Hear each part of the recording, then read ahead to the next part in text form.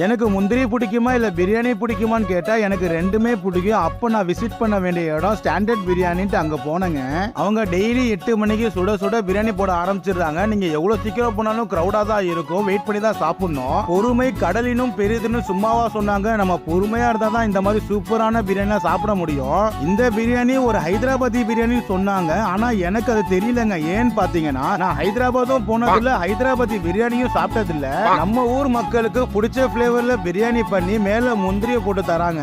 இவங்கள்ட்ட பிரியாணி 100 ரூபா. அந்த 100 ரூபால என்னென்ன காம்போவா வருதுன்னு பாத்தீங்கன்னா சிக்கன் லெக் பீஸோட பிரியாணி, ஆனியன் ரைத்தா, பைனாப்பிள் கேசரி, கத்திரிக்காய் தொக்கு, இதுதான் 100 ரூபா காம்போல கொடுக்குறாங்க. இருந்தாலும் ஏன் தட்டுல சிவப்பா ஏதோ இருக்குன்னு பாத்தீங்கன்னா அதுதாங்க சிக்கன் 65. அதை டேஸ்ட் பண்ணணும்னு நினைச்சீங்கன்னா 50 ரூபாய்க்கு 100 கிராம் தராங்க. அதையும் வாங்கி நீங்க ட்ரை பண்ணலாம். இவங்களோட இன்னொரு பிரான்ச் தில்லை நகர்ல இருக்கு. ரெண்டோட லொகேஷனும் டிஸ்கிரிப்ஷன்ல கொடுக்குற. ட்ரை பண்ணிட்டு எப்படி இருக்குன்னு சொல்லுங்க.